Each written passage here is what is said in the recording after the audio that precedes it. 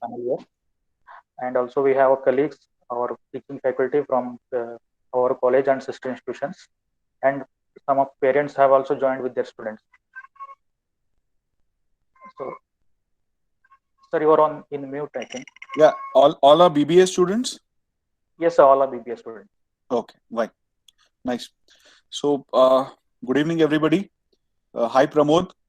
So, what I'm going to speak today is about Corona and COVID and how you can help in management and help in reducing COVID. Am I clear? Yes, sir, you're audible. Okay. So, let me start with how we started with COVID.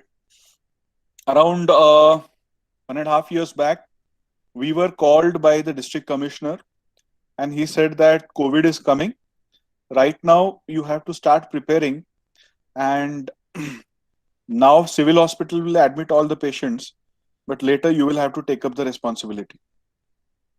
We were just praying to God that we should not get this responsibility because COVID was new and all of us were scared of it. But then, eventually everybody had to bear the cross. And we were told to open up a COVID facility. I think Pramod knows everything about it. And we were asked to put up 200 beds of COVID. We were asked to open an ICU. And within a span of 30 days, we had to give the best that KLE had to society. So within a span of 30 days, we opened a 50-bed ICU and 150 oxygen beds. This was the best facility for COVID in the entire North Karnataka. Even today, we are getting cases from Hubli, Dharwad, Bagalkot, Bijapur. Lots of patients coming from Kolhapur also. So what we basically did was we gave the best care possible for COVID. We did cytosorb, we did plasma therapy. We got everything that was latest in COVID to Belgavi and to KLE within a very short span of time. And this, by doing this, we were able to save a lot of lives. Till today, I think if you add 500 this year, we have treated around 2,000 patients of COVID. And patients which come to us are the most serious cases of COVID. So, anywhere anything goes wrong in the district, patient becomes serious, they will say, we want to shift to KLE. And that is how we have established our repute today. See, COVID deaths are happening. After 1,500, we had 10% mortality, 10 to 14% mortality. But these are numbers which are comparable with the best institutes in India. Even CMC Vellore or even Bangalore institutes are having this much mortality. So within a short period of time, KLE was able to give a high center of COVID management to this North Karnataka. And that's what we could do together as KLE family. And that is why all of you should also be proud because you are all part of this wonderful family that we have. Now, the topic that is given to me is to create awareness amongst you and also to define a role for you as warriors for COVID. Let me first tell you what we have learned from COVID over the last few days. Number one, when we started, we were told that COVID spreads by uh, cough or the droplet infections. It is still true. But then there was also the spread through surface. Now, over a period of time, we have got studies which have told us that the surface spread of corona, that is the fomites. Fomites are inanimate objects. If you touch these objects, and if the corona patient touches these objects, and then if you touch these objects, you can acquire COVID. So these are known as fomites. Recent studies have told us that the fomite spread may not be as big as anticipated by us. So it may be uh, contributing to a little lesser extent. So the most important factor now is droplet infection. Also, there are certain studies now which say that corona is airborne. The evidence for this is not very convincing. But there are cases where unexpectedly patients have turned COVID positive. And this could be because of the airborne nature of COVID.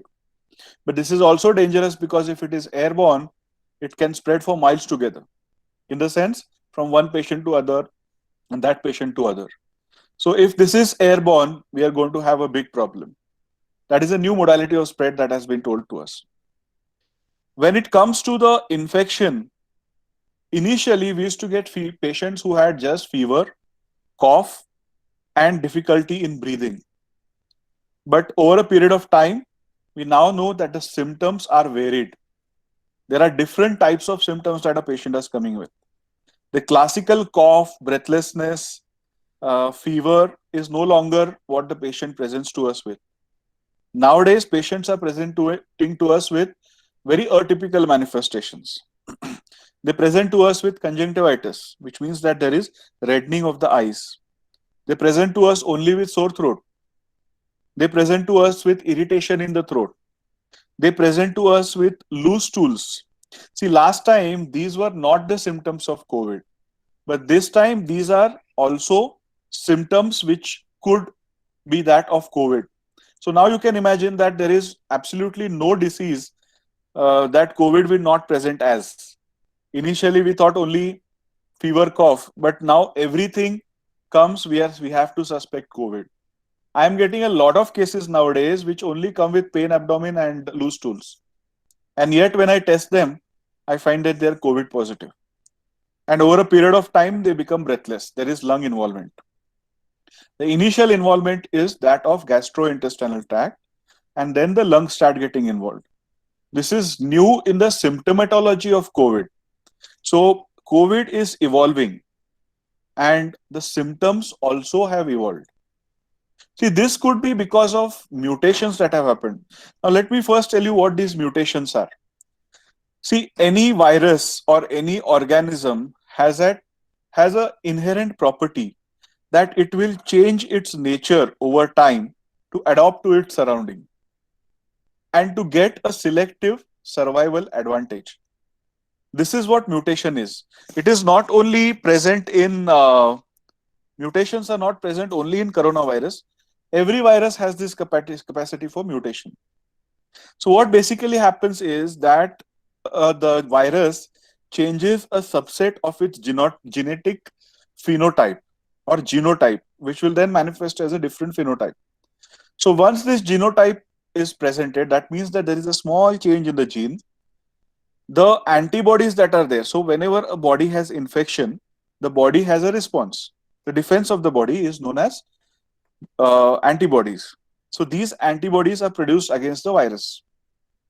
Now, if there are new mutations happening, that means that the virus is changing a little bit.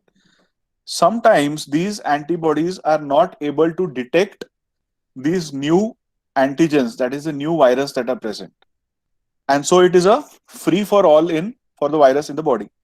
That's how mutation works. So over a period of time, there have been a lot of mutations that have happened in this virus. There are lots of strains.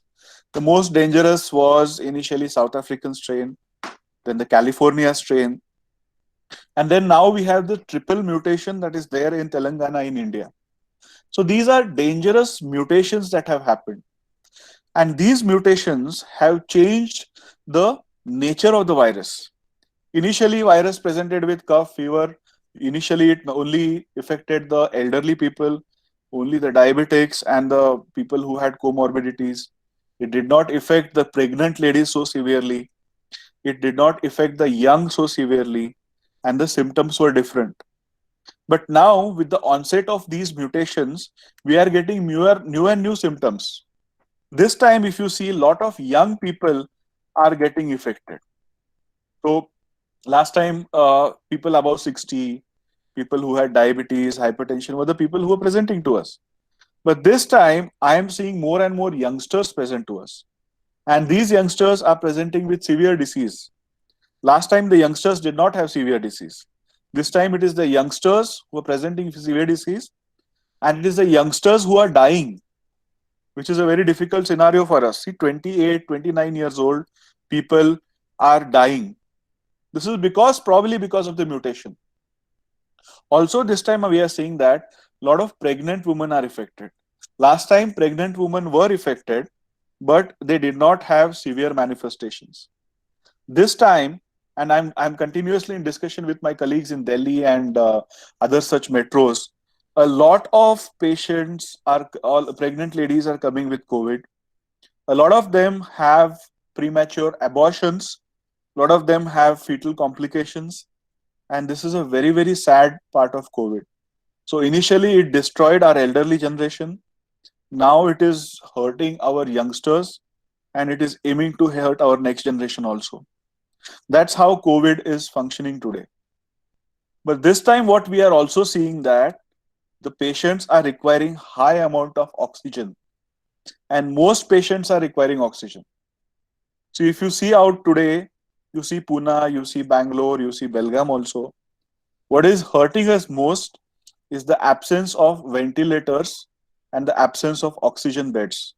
This is because this time the virus is causing severe hypoxic disease, which means that the patient struggles for oxygen and dies. Today, because of this sad fact, people are not getting dignified deaths. They are dying on the roads. They are dying in charitable places where there is no oxygen, there is no bed. And this is because we have not been able to develop an health infrastructure over a period of years. So that is why the mortality is very high this time. And the mortality is in youngsters. So these are what new things are happening in COVID. But some of them are being protected, and that protection is because of the virus vaccine. Okay. Now we have a lot of vaccines that are there in the market. We have Covaxin, we have Covishield, we have Sputnik, we have Novavax, we have Pfizer.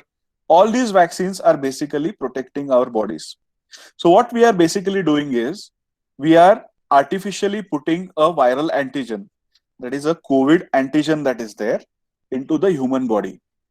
And this will produce an antibody response against that viral antigen. So it is like cheating the body, throwing a viral like particle inside. The body will produce a response. Now there are certain cells known as memory cells.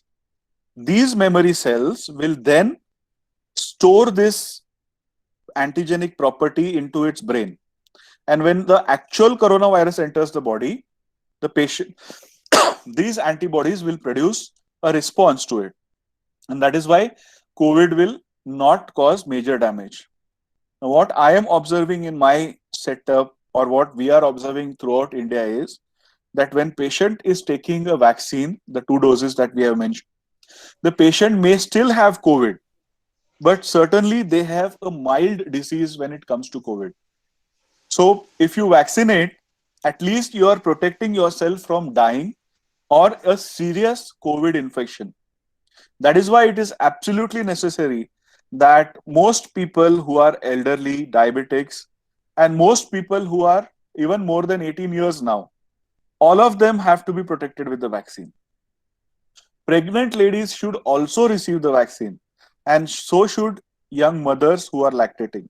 So now, across the spectrum, we have to vaccinate everybody. See, what has happened is we have vaccinated a definite proportion of our elderly who are above 45 years. That is why today we are seeing that a lot of elderly are being protected from serious disease. And the disease is now serious in the youngsters. So vaccine is absolutely necessary, and you should take a vaccine, if not to prevent infection, but at least to prevent serious infection and death. So vaccine is an absolute necessity. So these are the parts of what I believe all of you already know, and I have brushed up on it. But there is also a part of where you can play a role. So what is a part where you can play a role? You are all youngsters. I should say we are all youngsters. I am a little amongst the seniors, but then you are all still youngsters, and it is the responsibility of of you to provide a proper part to the society. See, the social media, the rumors on WhatsApp, the unpleasant googling and yahooing and all that, It has spread a lot of wrong messages in the society. It has spread a lot of misinformation in the society. It has spread a lot of fear in the society. This is where all of you come into play. You are knowledgeable youngsters, and it is your responsibility to give the society the right message. When I tell you that there are new methods of spread, you have to tell it to everybody in the society. When I tell you that the symptoms could be different, and if you come early with these symptoms, your patient will not have complications. See, I have studied over 2000 patients now, which I have seen in our setup. If they come in the first week of the disease, the first 7 days, the patient usually walks home. They will not have any problem. But if they stay home for that 1 week and come to us in the second week, it's called delayed presentation. The patient will definitely have complications, and these are the patients who have severe disease, and these are the patients who are likely to die. So if you bring that patient to me or to any doctor in the first week, that patient will definitely survive and do well. But if the patient is delayed, then the patient will have severe disease. So, as responsible citizens, as the future generation, it is your responsibility to tell your patients or your neighbors that as soon as you have developed COVID, kindly go to your doctor, take the treatment properly, and you will be safe. The next thing that I would urge you to tell the people is that please vaccinate yourself. There are thousands of wrong things that are spreading in the society. People tell that you acquire COVID by taking a vaccine. People say you die by taking COVID vaccine. People say that you become infertile by taking COVID vaccine. These are all nonsense rumors. None of it is true. And this message has to be carried by you to the society outside. You have to tell everybody, Baba, if you are susceptible, if you are above 18 now, please vaccinate yourself. And that is the best security that you can have in these COVID times. A lot of people are having misconceptions that if you are if you are having COVID, you can take some local medicines and it will run away. Okay, most of the times this is true. COVID in 90% of the patients will not cause you any problems. You will be walking home without any trouble. But it is that 10% of the patients who are going to have seriousness, out of which 1% is going to die. These are the people that we should also protect. See, when you say that corona is spread airborne or corona is spread by contact, you have to educate everybody that this lockdown that is there or the orders to stay at home and not crowd are because it is for your protection. I can assure you that if this is done for 15 days very strictly, this cycle will be broken. The incubation period of coronavirus is of 14 days. So if for 14 days you are not in contact with the corona patient, you will not have the disease. That disease will terminate in that patient. After the 10th day of acquisition of a virus, the patient becomes non-infective. That means that the virus is not capable of spreading from one person to other. So it is just that cycle of 10 days that you have to stay inside. If you stay inside for 10 days, if you are not in contact with the COVID patient, you will not develop COVID. And this is an assurance that I am giving you. That is why this lockdown or whatever section we are having is very essential for us now. So this also message you should tell the society that apart from vaccination, social distancing is important because we have to cut the cycle. We have to stop the cycle. This is what is most important to us now. See, we are not going to be able to give so many vaccines. Belagav district ನೋಡಿದ್ರೆ 5 ಕೋಟಿ ಮಂದಿ ಇದೀವಿ ನಾವು 10 ಕೋಟಿ ಮಂದಿ ಇದೀವಿ. Pramod knows better than me. We are not going to get 10 crore vaccines. We are not going to get vaccination for everybody. But if you distance yourself, if you stay away from others, if you stay away from corona patients, if corona patients isolate themselves for 10 days, we are going to break the cycle. And this is a very important message that I need you to carry. As youngsters, if you are COVID positive and if you are not vaccinated, you can also donate your plasma. Now, plasma is not a very, very proved therapy, but in some cases, we have found it to be effective. I think Pramod here has donated his plasma, if I'm right, Pramod. So, if you donate plasma, you can also save somebody's life. So, these are all the things that youngsters can do. Youngsters can educate people, youngsters can donate plasma, youngsters can be ambassadors for us doctors so that we can prevent this disease and help the community to be a better community. This is what I expect you youngsters to do. I think I have taken my 30 minutes now, so I can open the session for question and answers. Okay, thank you very much, sir. So, I request any of the students who wants to ask any questions, they can ask the questions, or else they can type in the chat box their questions as well. So very good evening, sir. Myself Abhishek. Can you increase the volume? I can't hear you. Yeah. Good evening, myself Abhishek. Hello.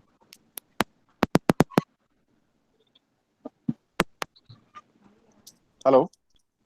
Sir, I wanted to know there is a viral technique called as proning which has been circulating in WhatsApp. So whether it could add certain value to the exercises for lungs? Proning. Okay. See, you need to understand when the virus enters the lungs, it is going to affect the anterior part of the lung. That is because the ventilation of the lungs is so that the posterior part of the lung is not well ventilated. Normally, it is the anterior lobes that is well ventilated. So, the principle of proning is that you have to sleep on your stomach. So, when you do that, when you are sleeping prone on your stomach, the posterior portions of your lungs, which are not affected by the virus and which can be ventilated better in proning, start working for respiration, and in that way it will improve the oxygenation. So your lungs will have more capacity to convert its oxygen into a available oxygen, and that's why proning helps. Now, how proning is done is when you go to the hospital or when you want to prone yourself at home, you make a cycle of 30 minutes. For 30 minutes sleep on your right side, for 30 minutes sleep on your stomach, and for 30 minutes sleep on your left side, and then flat. So you complete this, you do this cycle for 30 minutes every time. For at least 18 hours in a day, we recommend that the patient should do proning. This will improve the ventilation of the lung. So nowadays we are facing this problem of oxygenation, you're not getting oxygen. By doing proning, what I have seen is that a person who has a saturation of 80, 85 or 89, 80 will go up to 92, 93. And that is good oxygenation. So that is why proning should be advocated for all patients of COVID.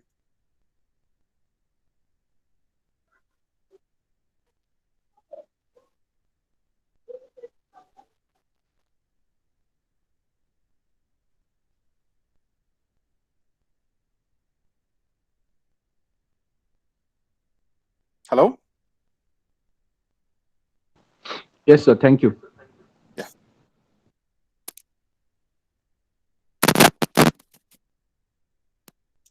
Okay, anybody else has a question? One more thing, I just want to inform all the students that sir is comfortable in all the languages: Kannada, Hindi, Marathi. You can ask in any language.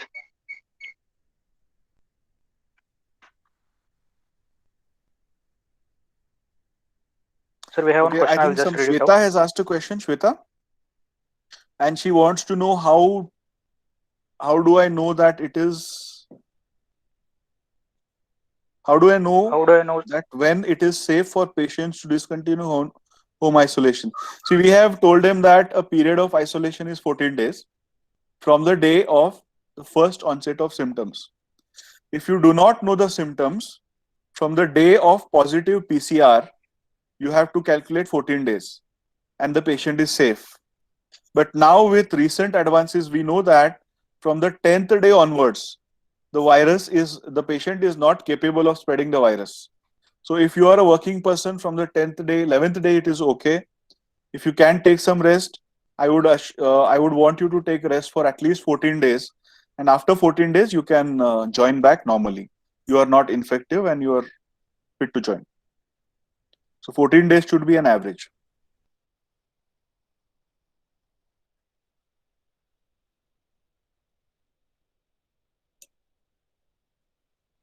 Anybody else?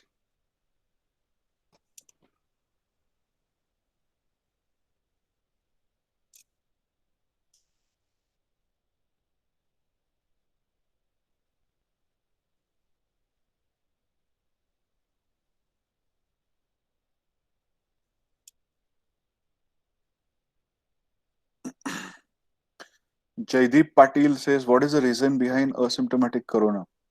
Okay. See, corona is not always symptomatic.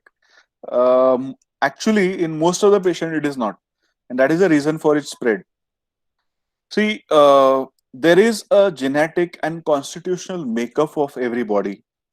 Not everybody is affected to the same extent. Everybody is not everybody is affected. Not everybody's immunity is the same. Not everybody's constitutional makeup is the same. So the virus will not behave the same way in everybody. It behaves differently. For example, the virus is more aggressive in elderly. The virus is more aggressive in diabetics. The virus is more aggressive in hypertensives and ischemic heart disease. So most youngsters are having good immunity. They can withstand most infections. This is something that we have acquired over time. This is known as hygiene theory. We have been exposed to so many antigens that we have an inherent immunity. So most of the infections that happen to the human body will be abortive infections, which means that छोटा मोटा कुछ होगा और एक 2-3 दिन में सब clear हो जाएगा. So your body makeup and your body genetics are important in this. That is why most people will be asymptomatic. But when a corona finds a susceptible host, it starts affecting the body. And those are the patients whom it will manifest. Otherwise, most patients will be asymptomatic.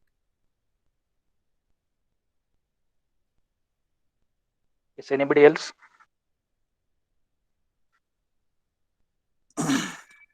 Yeah, that's what I was telling you. There is a very important link between person's immunity and COVID-19. If you are your constitution is good, if your immune system is doing well, you will not develop COVID-19 or you will develop a mild abortive COVID-19 infection. But if you are susceptible, you will have serious COVID-19. That is why vaccination is important. Ultimately, vaccination is manipulating your immunity. It is just increasing your immunity against COVID-19. So if you vaccinate yourself, you are going to have less chances of a serious infection. And that's why people with good immunity will not develop COVID-19 or they will have an abortive infection.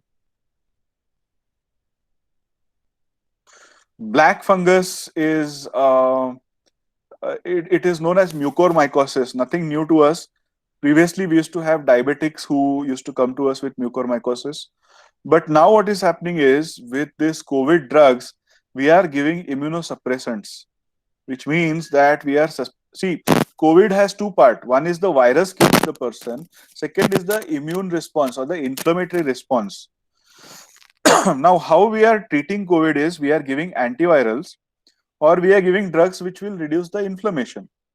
That means that when you suppress the inflammation, you are suppressing the immunity. For examples, you are giving drugs like steroids. Now, this will suppress the immunity. Any fungus is a saprophytic organism. It dwells on dead or living things. It only affects the human body when the immunity of the human body is down. And that is why it is affecting more of people who are diabetics or who are having steroids. And since this immunity is down by itself, plus the steroids bring down the immunity, these patients are having more and more mucormycosis. Now, mucormycosis is a very, very serious infection. See, inside the nose, we have something known as the sinuses. This mucormycosis affects the sinuses. And from there, it can go to the ophthalmic sites, that is the eyes. And from there, it can go to the brain. These sinuses have direct contact with the cribriform fasces of the skull. And there, it can go to the brain. So there it can spread and cause death because the immunity is not doing well. So what we have to do is, when we get this black fungus, we have to immediately operate the patient by using a technique known as FES, that is an endoscopic technique. And we have to give them drugs, and these drugs themselves are nephrotoxic. So the treatment of this is also dangerous. The fungus itself is dangerous. The best thing is to use steroids judiciously and to keep watching for these superadded infections, because it's going to be a very severe thing to manage.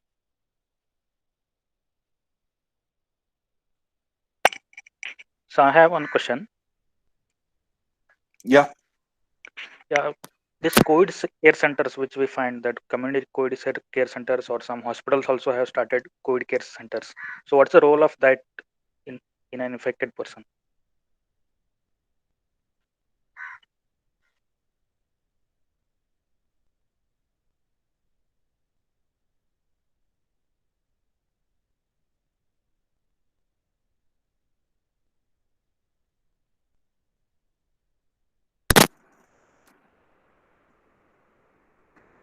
Can you repeat the question, please? How? Okay.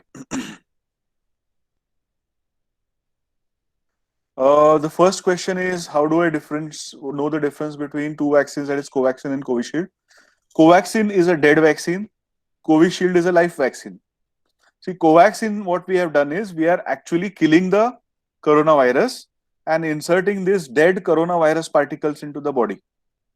Whereas Covishield, what we are doing is, we are taking a part of the coronavirus, we are inserting it into a chimpanzee adenovirus, and when the live adenovirus is enters the body, the immune system will detect the antigens of coronavirus. By itself, the adenovirus is not useful, but the antigens for coronavirus will then be detected by the body, and then it will raise an immunity. So Covaxin is completely a dead viral vaccine, whereas Covishield is a live viral vaccine. And when it comes to efficiency, nowadays they say that Covaxin is a little better than Covishield, but by our experience, both are almost similar in their potency. Do vaccines against pneumonia protect against the new coronavirus? See, coronavirus also causes something known as pneumonia and ARDS. So if your question is meant to ask whether it is going to prevent against the new strains of coronavirus, Covaxin is known to protect you against 90% of the new strains also. So I think the answer to that is going to be yes. Next question is, what is the role of COVID care centers? Okay. See, when we have developed COVID, we need to isolate people. So what is isolation? Isolation means that you have to stay away from all the others in the family. You have to restrict yourself to one room, which has an attached bathroom and a toilet. See, the washroom or the toilet is the source for spread of the infection also. So you have to have a dedicated washroom for the person who is suffering from COVID. Now, and you have to have your food inside the room, everything has to be done inside the room so that the others in your family are not affected. Now, not everybody this is possible, because not everybody has attached bathroom, not everybody can stay quarantine. For these people who are symptomatic, mild symptomatic, who do not require oxygen and do not have the facilities to isolate themselves at home, these are the people who should isolate themselves in COVID care centers. Okay. Now, there is a good news that I should tell you also, that KLE has started a COVID isolation center also. You must have heard that our mother institute has a fantastic college in Belgavi, the oldest college known as Lingraj College. And we have converted the hostels of Lingraj College into a COVID care center. It's a wonderful campus, very clean and hygienic campus for anybody who wants to stay. So if you have patients who cannot afford staying in the hospitals, this is just 1,000 rupees per day per patient, and it is really good. So that is the role for COVID care centers. It is not for treatment, it is for isolation. See, hydroxychloroquine. Sakshi Sawant is asking about hydroxychloroquine. Hydroxychloroquine is not an antibiotic, ma'am. Hydroxychloroquine is an anti-malarial drug. Okay. Ivermectin that we are using is against anti-parasitic drug. So none of these are actually antivirals. Okay. But they have some role in immunomodulating, which means that they alter the immune system of the body. That is the proposed hypothesis. So to some extent, they will immunomodulate the disease and give some protection. That is what has been said about hydroxychloroquine and ivermectin. So that's the role, but there is no definitive role for these two drugs as of now in COVID infection.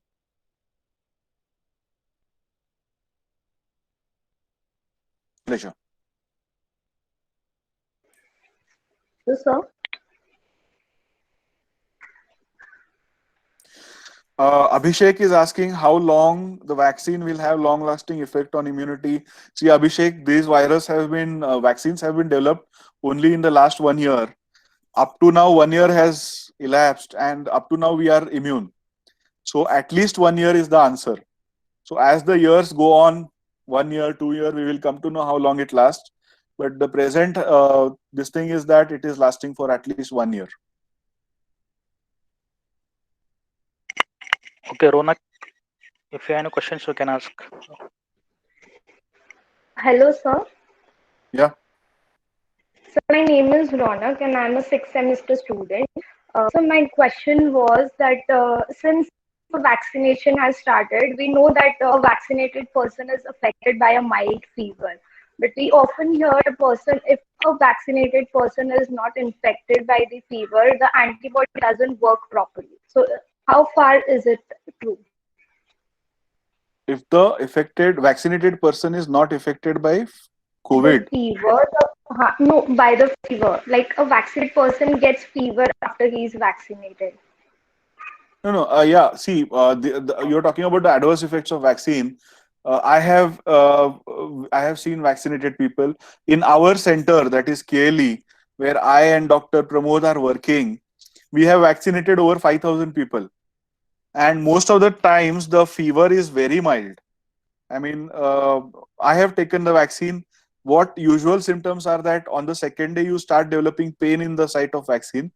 So that's the side effect for even any injection that you take. You will have this pain.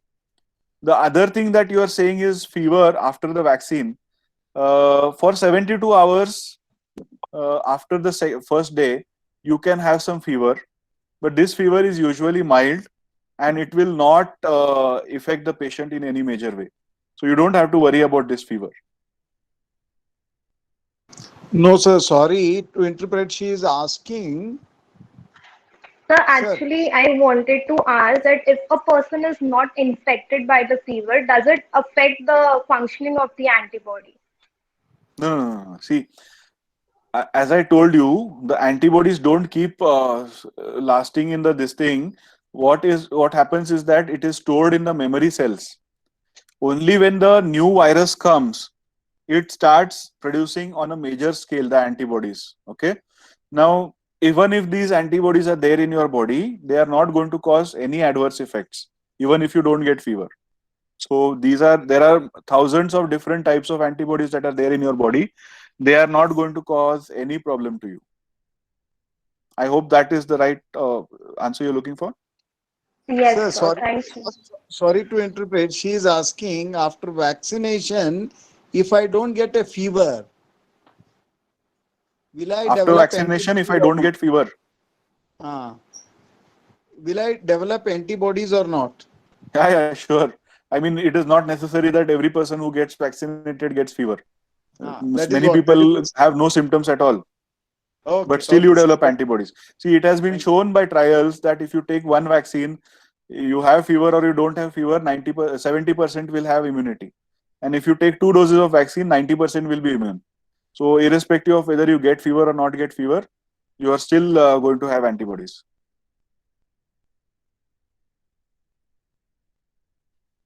Pramod, is that the right answer? I mean, I Yes, can't sir. hear you. Yes, yes, sir. She's asking the same thing. Thank you so much, sir. Thank you. It is clarified. Yeah. AstraZeneca vaccine, people are having blood clots. There have been some reports of blood clots with AstraZeneca in Europe. But if you take a comparative statistics of drugs causing blood clot, it is expected to such extent in most vaccines or drugs. It is not something new and it is not something out of the book. Such clots are expected. But when we talk about a drug or a vaccine, we have to do a risk benefit analysis, and the benefit of vaccine in patients heavily outweighs the risk of clots in AstraZeneca, that is Covishield. So I think irrespective of that, we should take vaccine. Nachiket is asking if it is true that RT-PCR test gives false positive reports. Uh, we have a lot of false negatives actually, and that is a problem with us. But see, RT-PCR comes positive in the 5th to 8th day of infection. So if you come too early or too late, RT-PCR may be negative. Okay. As far as false positive is concerned, there are certain circumstances. For example, if you are coming late, the virus is dead. There are dead viral particles which are there in the body, and that will give you a positive report. But that doesn't mean that you are suffering from RT-PCR. Every test has inherently got its own false positives, but this is not very high to cause significant alarms in the society.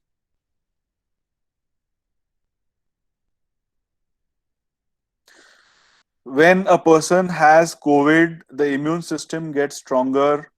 It is relative. If you have had COVID, you will have to certain extent you will have immunity against the virus. Some people develop absolutely no immunity against the virus also. There is no strong and weak. Please take vaccines, immunize yourself, and that is the only thing that is going to make you strong.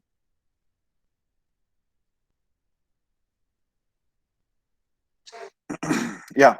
So Abhishek, what has happened is, as I told you, the test is going to be positive only between the 5th and 8th day, and it depends on the method of how the swab is collected and how the test is performed. These are all expertises that you need. Failing which, you can have a false negative RT-PCR report. And when you have a strong suggestion of symptoms which are pointing towards COVID, then it is then that we doctors advise a HRCT thorax, and then we have a classical pattern of HRCT thorax which will show a COVID infection. So for all practical purposes, we are using three diagnostic techniques. One is the rapid antigen test, which is very rapid and gives us reports within 10 minutes. But a lot of times these gives us false negative reports. Then we do a RT-PCR, and if RT-PCR, most of the times it is positive. If RT-PCR is positive and you still suspect COVID strongly, then that is the reason we do HRCT thorax. And there also, if there is a definitive pattern in HRCT, we are accepting it as a COVID infection.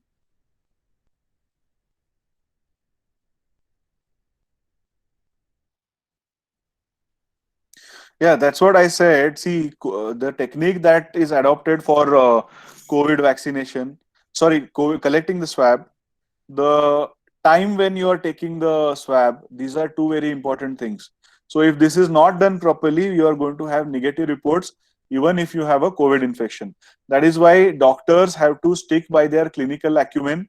They have to be vigilant, and they have to diagnose the patient by their own clinical experience rather than relying only on tests. Okay, excuse me, sir. Yeah. So am I audible? Yes. Okay. So now, see, when a patient develops some symptoms, so is any specific doctor he has to meet, or any doctor who is nearby he can go for a consultation? No, if a patient, I didn't get your question. If a patient is, can you type the question? So the question is, if I am getting some symptoms, can I visit any doctor who is in the vicinity, or should I go for any specific specialized person like MD General Medicine, or should I? It'll be okay if I visit a BMS doctor also. Um, this is a difficult question. Allopathic medicines are to be prescribed by allopathic doctors, but we are not following this rule hard and fast. But I would strongly urge you to go to a person who is experienced with corona, who knows how to handle cases of corona, and that's what I can say. So there are COVID designated centers and doctors that are there. You should visit these people.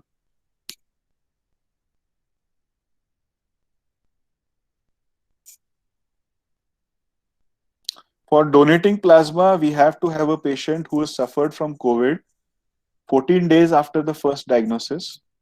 Number one. Number two, he should not be vaccinated. And number three, when you come to us, we do an antibody titer. Your antibody titer has to be high. Only if you satisfy these three criteria, you can donate a plasma.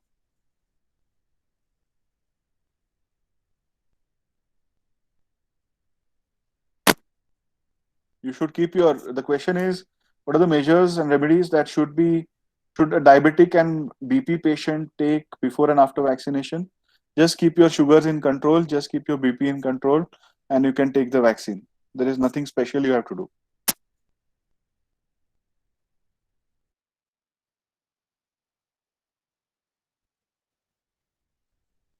Okay, we can have one last question if anybody has any doubts. We have almost crossed the time limit. So we can have one more question, I think. So even after the first vaccine, sir, some people are developing the corona viruses in their body. Like Even after the first vaccine, even after the second vaccine, also we are getting cases. should we say But that the but these assurity given by patients the are vaccines having mild company is infection. true? Pardon me? No, we are getting patients who are positive even after the second vaccine also.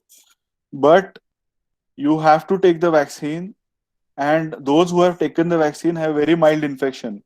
They will not have serious pneumonia. That is why it is very important. Yes, you can take it during any time of your menstrual cycle. There should not be a problem. The question asks whether the vaccine should be taken during menstrual cycle. You can take it. And the recent advances are saying that a patient who is pregnant can also take it. A patient who is breastfeeding, lactating can also take the virus vaccine. So there is no contraindication. Dolo 650 is just the question is doctors are giving Dolo 650 for corona. Dolo 650 is nothing but paracetamol. Paracetamol is given to decrease fever. It is in no way going to alter the course or treat corona. So Dolo 650 is just for reducing the fever, that's all. Is the vaccine safe in kids? We don't know. Pfizer is going to start its vaccine trial next month. After the vaccine trial, maybe we'll come to know whether or not vaccine is effective in children.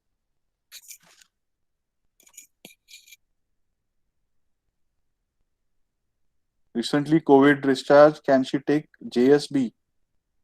What is JSB? I think it's jab. Jab. Okay. If you are recently COVID discharged, you should wait for at least 4 to 6 weeks before you take the vaccine. And nowadays, some people are recommending even 6 months, but at least 4 to 6 weeks you have to put behind you before you go for a jab.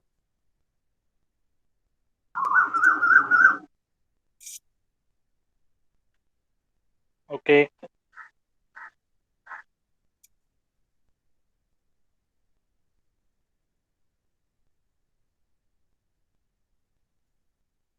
We have one more question. Yeah, right now it has been provided under emergency use authorization only. Uh, all vaccines are right now under emergency use authorization.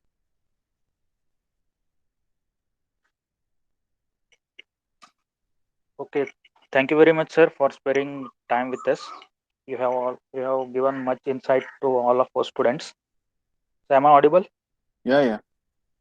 Okay. So I hope all students will take the message which I have given to them regarding the educating their peers and their people in their area. So we are very much grateful for taking so much time for us, and we hope that all of us will be safe, and soon we will be able to meet in person. Thank you very much, sir. Sure. Thank you.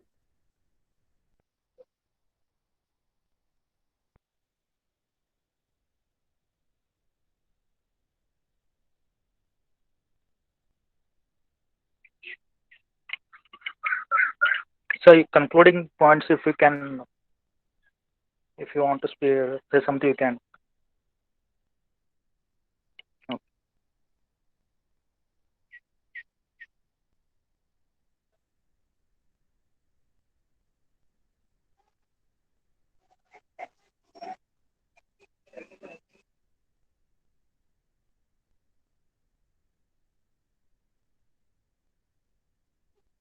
Pramod sir,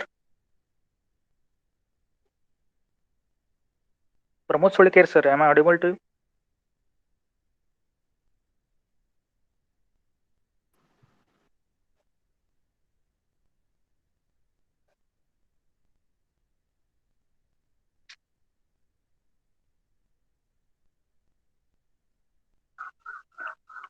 Okay, thank you everyone for joining the session.